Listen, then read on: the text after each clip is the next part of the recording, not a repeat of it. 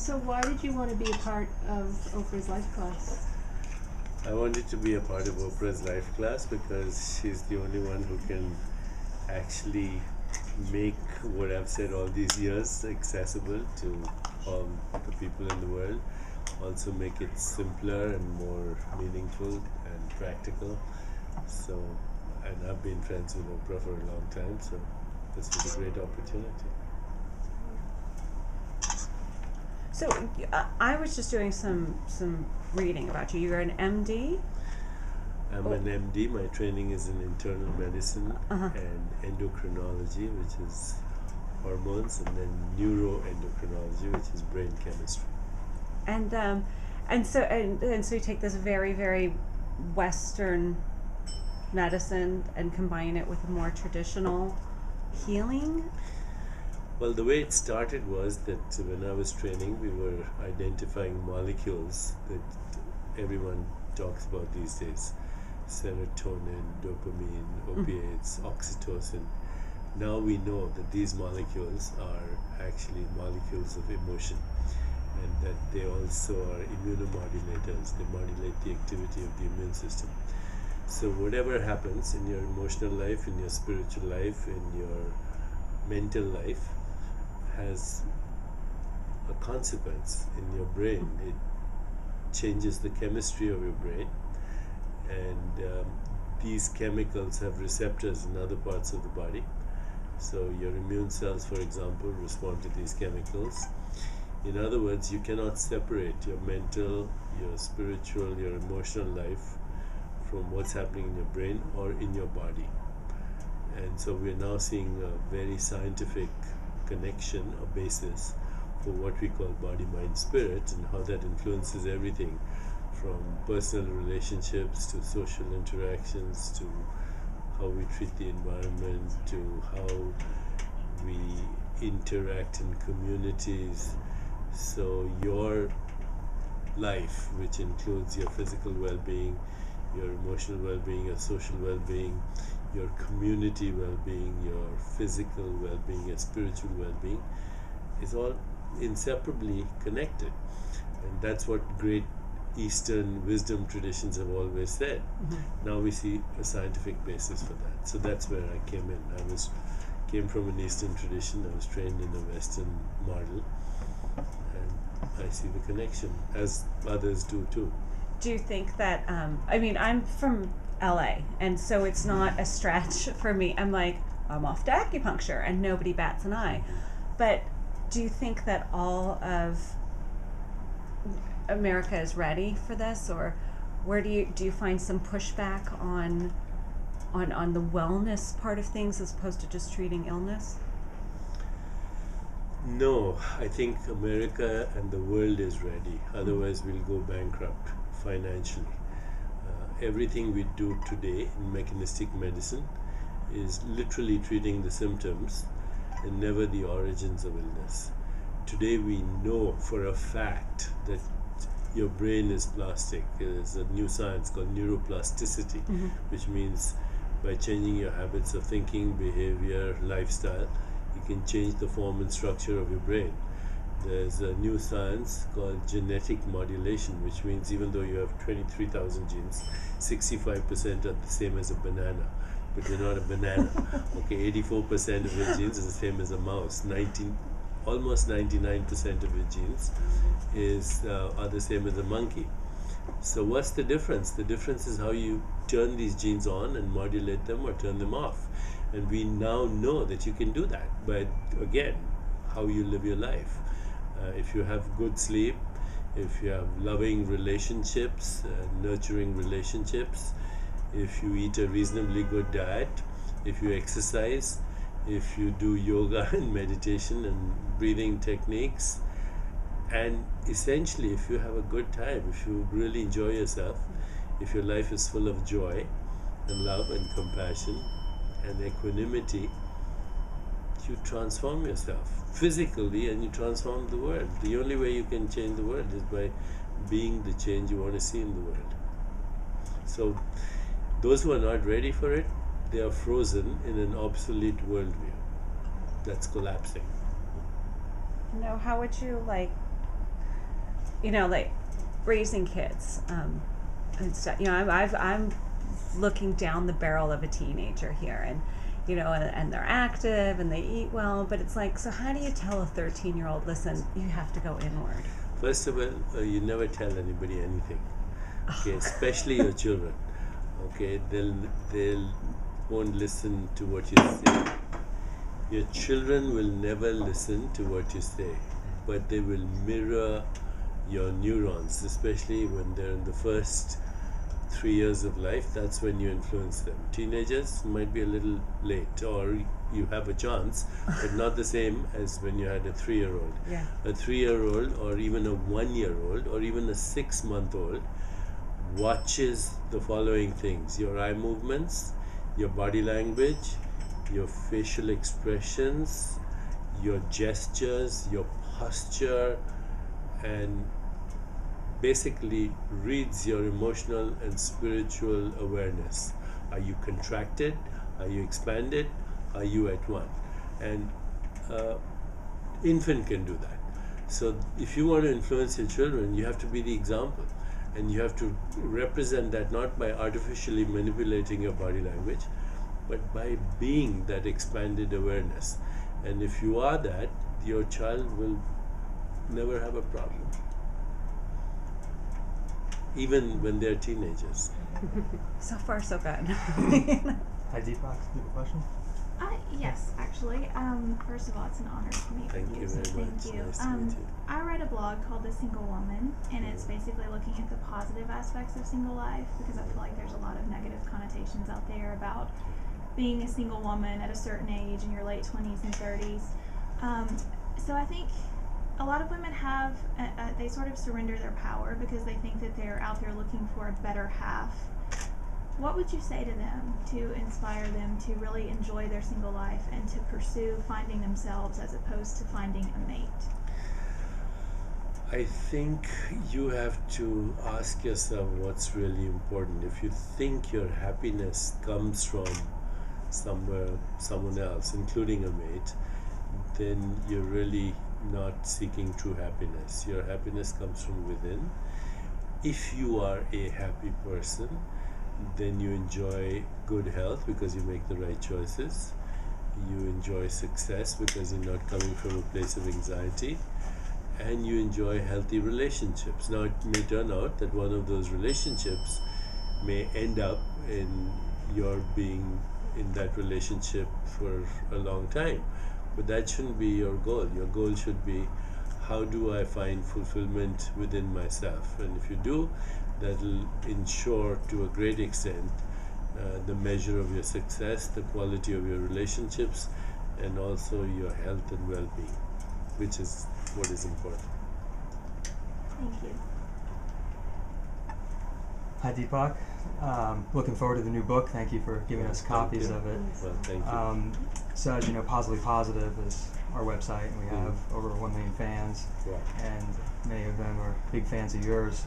So, if they're looking to be inspired, empowered to live to their highest and fullest potential, and these days that can be tough for many.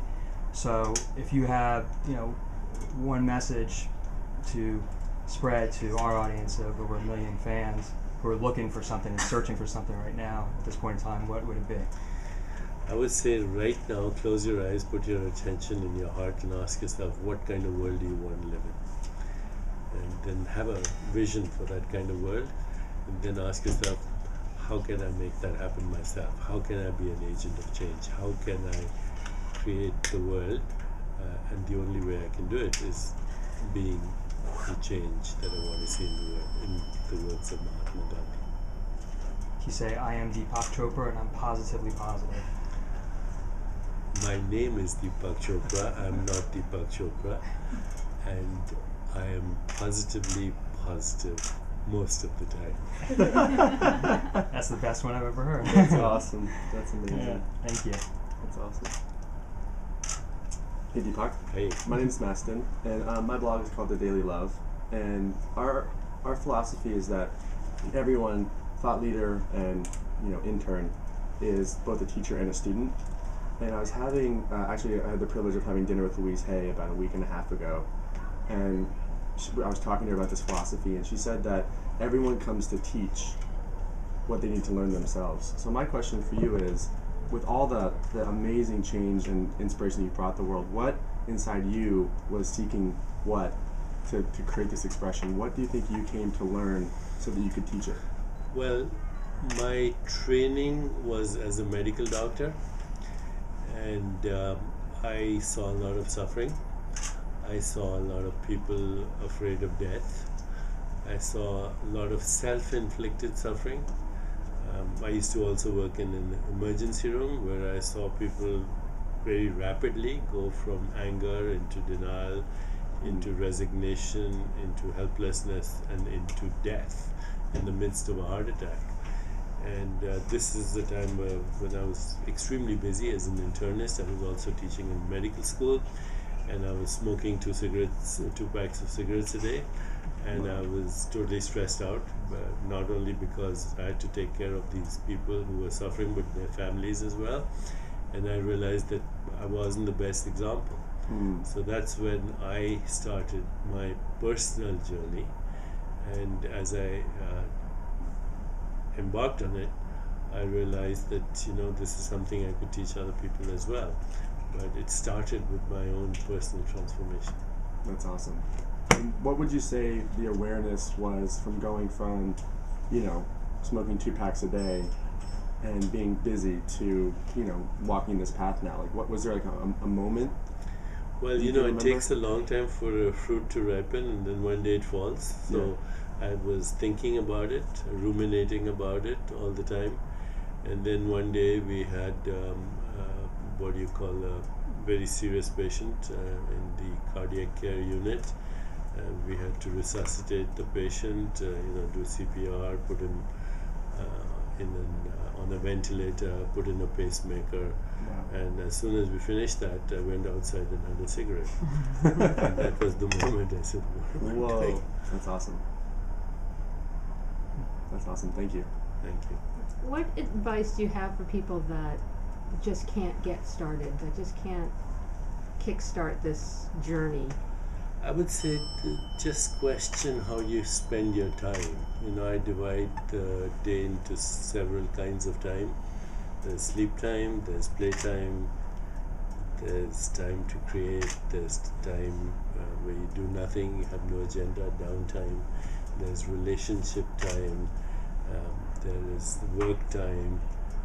You question your relationship with time, and then you will have spontaneously the insight into what you're doing wrong.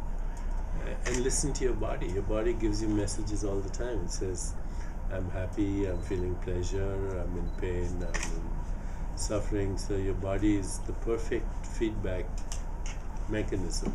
It eavesdrops on the cosmos. So if you listen to your body, you'll read the mind of God. That's awesome. Thank you. We write a blog called the Pop Culture Passionistas, and we like to find out from people, what are you most passionate about? What am I most passionate about?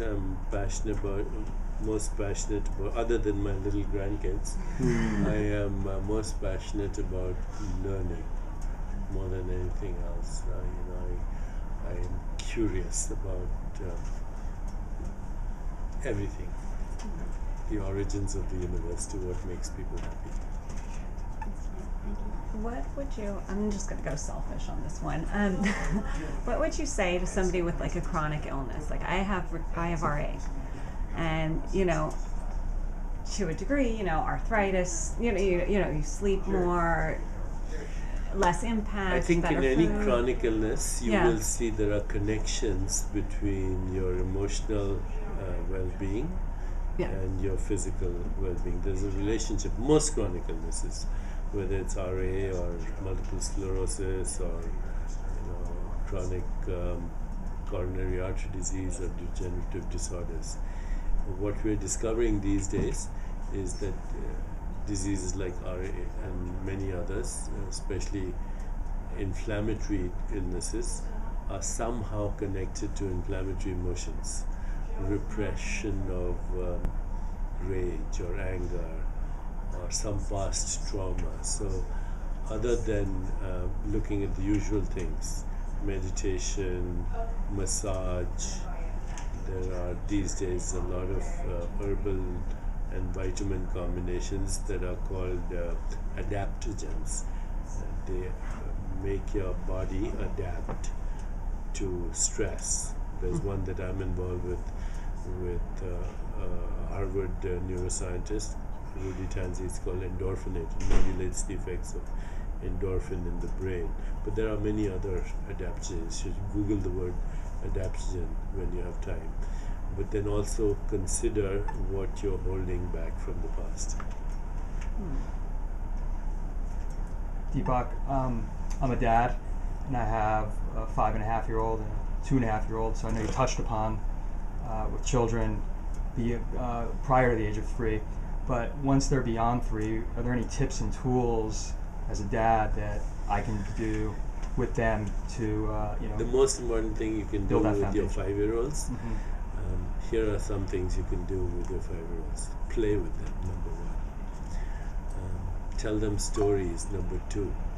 I used to tell my kids stories, and then every night I used to leave them at what is called a cliffhanger and tell them to complete the stories, and then have them tell me the stories every day.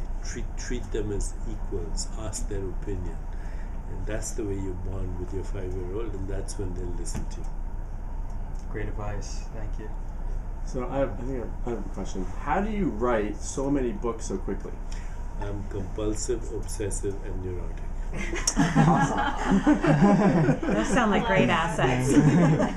Sounds like a positive use of those traits. Sounds like most writers. Yeah, I asked honestly. myself, how can I put my obsessive qualities to use instead of smoking cigarettes? Do Totally. something They write more books. useful. It's like the Beatles, man. They just were cranking out albums. Yes, and they were cranking out friends of books. mine, by the way. That's amazing. George Harrison and I traveled all over India together. Wow. We had a lot of fun. What's That your is greatest amazing. memory of that, of being with George? My greatest memory is we did a hallucinogenic drug together in Rajasthan. I don't know if you want to tell everybody that. So it's a lot of fun. All right, so Twitter's asking for 3 practical steps for stress reduction. 3 practical steps. One is whenever you feel stressed, use the formula STOP.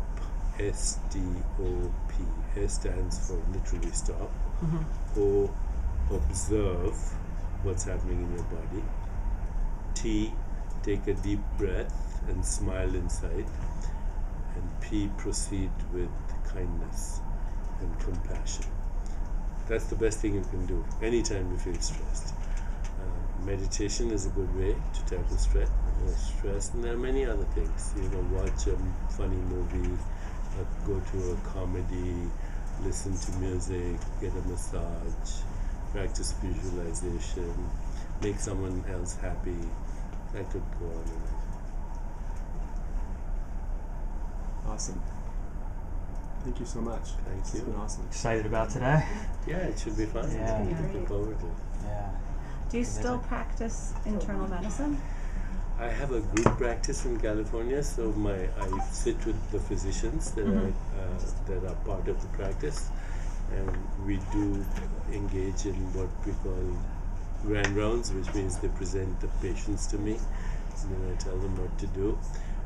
I teach a course twice a year called Journey into Healing, which is now certified by the American Medical Association for what we call CME credits. And we bring other doctors to talk about holistic healing, and we see medical students. So the answer is yes, I have a license in Massachusetts and California.